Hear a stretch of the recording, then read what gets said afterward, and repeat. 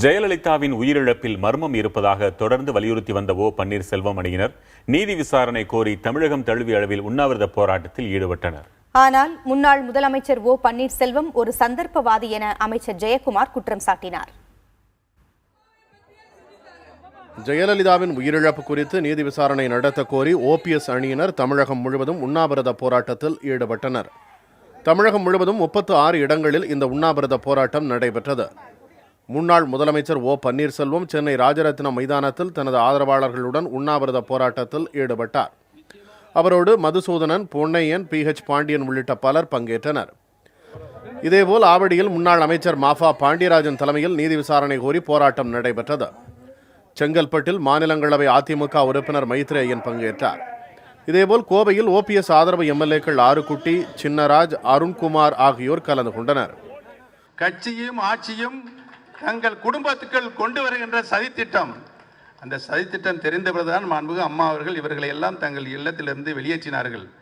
மன்னிப்பு கடிதம் எழுதி கொடுத்து இவர்கள் மட்டும் உள்ளே வந்தார்கள். ஆனால் அந்த சதித்திட்டம் தொடர்ந்து இப்பொழுது அது நிறைவேறிருக்கின்றதான் இன்றைக்கு நடந்திருக்கின்ற ஒரு அசாதாரணமான சூழ்நிலை. இந்த தடுப்பு யுத்தம் இயக்கத்தையும் இன்றைக்கு கட்சியில் சசிகலாவுடைய பினாமியாக உட்கார்ந்திருக்கின்றால் 122 சட்டமன்ற உறுப்பினர்கள் ஆட்சி. அந்த 122 வாக்குதான் அவங்களுக்கு. 7.5 கோடி தமிழ் மக்களும் இன்னைக்கு நம்மோட இருக்கிறாங்க. மதுரை பழங்காநத்தம் பகுதியில் நடைபெற்ற உண்ணாவிரத போராட்டத்தில் ஓ பன்னீர்செல்வம் அணியினர் 3000த்திற்கும் அதிகமானோர் கலந்து கொண்டனர். திருச்சி தென்னூர் உழவர் சந்தை மைதானத்தில் முன்னாள் அமைச்சர் பூனாட்சி தலைமையில் உண்ணாவிரதம் நடைபெற்றது.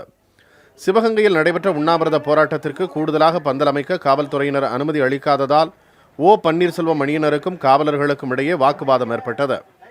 திருப்பூர், நீலகிரி, கரூர், ஈரோடு, தஞ்சை உள்ளிட்ட தமிழகத்தின் பல்வேறு பகுதிகளிலும் ஓ பன்னீர்செல்வம் அணியினர் உண்ணாவிரத போராட்டம் மேற்கொண்டனர்.